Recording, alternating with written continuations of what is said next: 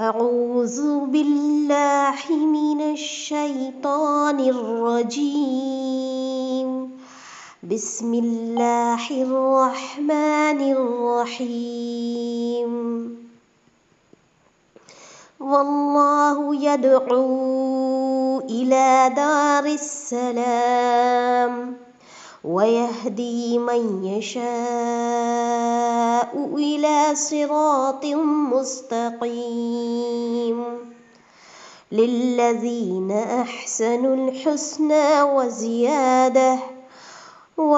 ويرحق وجوههم قتر ولا ذلة أولئك أصحاب الجنة هم فيها خالدون والذين كسبوا السيئات جزاء سيئة بمثلها وترحقهم ذلة ما لهم من الله من عاصم كأنما أغشيت وجوههم قطعا من الليل مظلما أولئك أصحاب النار هم فيها خالدون۔ ترجمہ: اور اللہ سلامتی کے گھر کی طرف تم کو بلاتا ہے اور جس کو چاہتا ہے راہ راست پر چلنے کی توفیق دیتا ہے۔ جن لوگوں نے نیکی کی ہے ان کے واسطے خوبی ہے اور مزید برآں بھی، ان کے چہروں پر نہ سیاہی چھائے گی اور نہ ذلت، یہ لوگ جنت میں رہنے والے ہیں، یہ اس میں ہمیشہ رہیں گے۔ اور جن لوگوں نے بد کام کیے ان کی بدی کی سزا اس کے برابر ملے گی، ان پر ذلت چھائے گی، ان کو اللہ سے کوئی نہ بچا سکے گا، گویا ان کے چہروں پر اندھیری رات کے پرت لپیٹ دیے گئے ہیں، یہ لوگ دوزخ میں رہنے والے ہیں اور اس میں ہمیشہ رہیں گے۔ دیکھیے یہاں پر کیا ذکر ہے کہ اللہ تعالیٰ سلامتی کے گھر کی طرف تمہیں بلاتا ہے۔ یہ سلامتی کا گھر جس کی طرف اللہ تعالیٰ بلاتے ہیں یہ وہی ہمیشہ کا گھر ہے، یعنی کہ جنت، جو انسان کا اصل ٹھکانہ ہے، جہاں پر اصل خوشی نصیب ہوگی۔ یعنی کہ دنیا میں انسان کو وہ نہیں ملتی سلامتی جو اللہ تعالیٰ نے آخرت میں اس کے لیے تیار کر رکھی ہے۔ تو یہاں پر کیا فرمایا گیا ہے کہ یہ کس کے لیے ہے؟ آگے للذین احسنوا الحسنی، اللہ تعالیٰ نے ساتھ ساتھ ہمیں یہ بتایا ہے کہ یہ سلامتی کا گھر کس کے لیے ہے؟ جنہوں نے نیکی کی ہے اور ان کے واسطے خوبی ہے اور وزیادہ اور اس سے زیادہ بھی ہے، یعنی کہ صرف یہ نہیں حسنہ ہے ان کے لیے بھلائی نیکی، بلکہ اس سے بھی زیادہ اور کچھ بھی ہے۔ ولا يرحقهم وجوههم، اور ان کے چہروں پر سیاہی نہیں ہوگی، یعنی کہ چہرے کچھ ایسے ہوں گے قیامت کے دن جو بڑے مایوس ہوں گے، بڑے چہروں پر اندھیرے ہوں گے، اور نہ ان کے چہرے پر ذلت ہوگی، یعنی کہ اس دن کی ذلت اصل ذلت ہوگی، اس دن کی رسوائی اصل رسوائی ہوگی جہاں کوئی بچانے نہیں آئے گا۔ سوچئے، تو یہ ہے اصل رسوائی۔ تو اللہ تعالیٰ فرماتے ہیں جو اس رسوائی سے، اس ذلت سے، اس مایوسی سے، اس جو ہے اندھیروں سے بچ گیا تو یہی لوگ جنت میں جانے والے ہیں۔ اور جنت کا اصل جو سب سے بڑا جو سکون ہے کہ اس میں سے کبھی نہیں نکلنا ہے، وہ ہمیشہ ہمیشہ کے لیے ہے۔ اور اس کے برعکس کون لوگ؟ جنہوں نے برے کام کیے، والذین کسبوا السیئات، برائیاں کمائیں، کسبو کہتے ہیں کمانے کو، زندگی میں انہوں نے برائیاں کمائی ہیں، انہیں اس کے برابر ہی سزا ملے گی۔ یعنی کہ الحسنہ کا تو کیا تھا؟ بھلائی کا بدلہ بھلائی اور اس کے سے زیادہ بھی، لیکن اللہ تعالیٰ کی رحمت دیکھیے کہ بدی کی سزا کو کہا گیا اس کے برابر ہی ملے گی۔ یعنی کہ اہل جنت کا جو تذکرہ ہے وہ کئی گنا زیادہ اجر ملنے کا ہے، اور پھر وہ مزید دیدار الہی سے نوازے جائیں گے۔ اس آیت میں بتایا جا رہا ہے کہ برائی کا بدلہ برائی کے برابر ملے گا، یعنی اور اس سے سیئات سے مراد ہے کفر، شرک اور اس کے ساتھ اور معاصی، یعنی کہ اور گناہ کے کام۔ پھر کہا گیا ان پر ذلت چھائے گی، ان کو اللہ سے کوئی نہ بچا سکے گا، یہ ہے ذلت، اور پھر نہ کوئی بچانے والا ہوگا۔ تو اللہ تعالیٰ انہیں جو ہے ایمان والوں کو تو جو ہے اپنی خاص رحمت سے اس دن بچا لے گا، فضل سے۔ اس کے علاوہ ان کے لیے اللہ تعالیٰ مخصوص بندوں کو بھی شفاعت کی اجازت دے گا، جن کی شفاعت وہ قبول فرمائے گا۔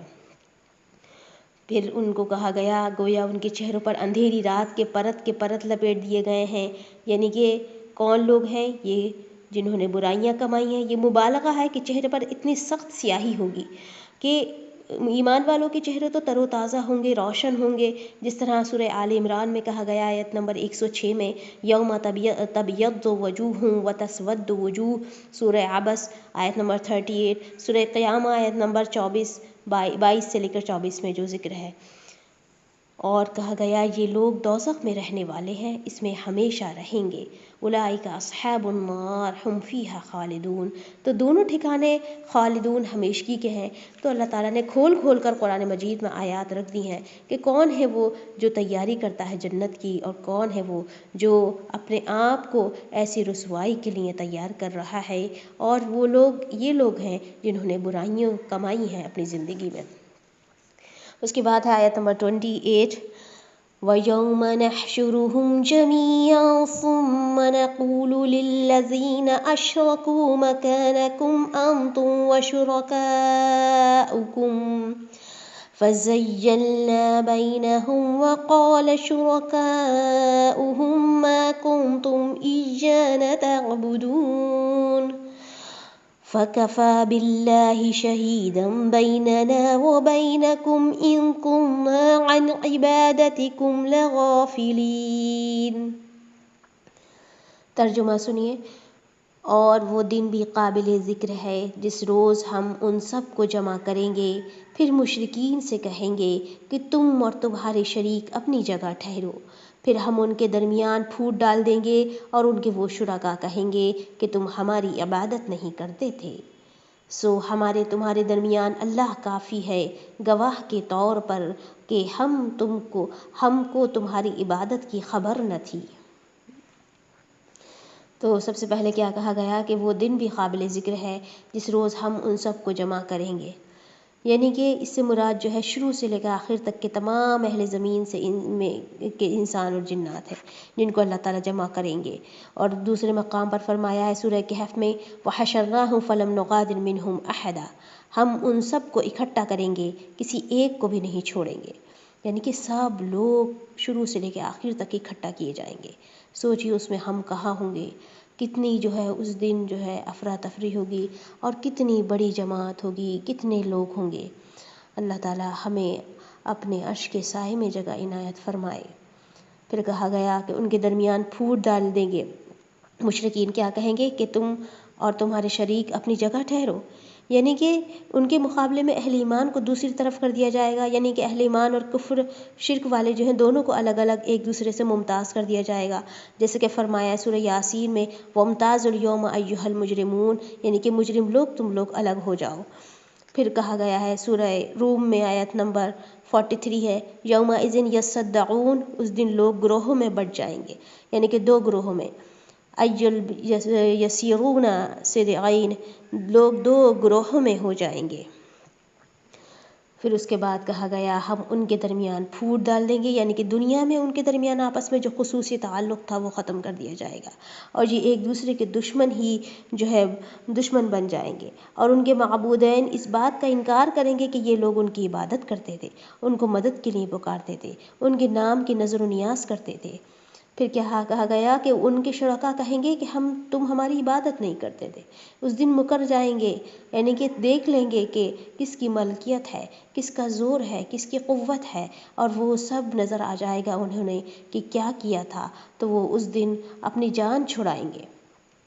پھر کہا گیا سو ہمارے اور تمہارے درمیان اللہ کافی ہے گواہ، یعنی کہ یہ انکار کی وجہ ہے کہ ہمیں تو کچھ پتہ ہی نہ تھا کہ تم کیا کرتے تھے، ہم جھوٹ بول رہے ہوں تو تمہارے درمیان اللہ گواہ کافی ہے، وہ کافی ہے، اس کی گواہی کے بعد کسی اور ثبوت کی ضرورت ہی نہیں رہ جاتی۔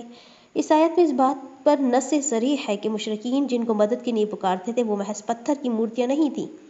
جیسے کہ آج کل کے قبر پرست اپنی قبر پرستی کو جائز ثابت کرنے کے لیے کہتے ہیں کہ اس قسم کی آیات تو بتوں کے لیے ہیں، بلکہ وہ عقل و شعور رکھنے والے افراد ہی ہوتے تھے جن کو مرنے کے بعد لوگ ان کے مجسمے اور بت بنا کر پوجنا شروع کرتے تھے،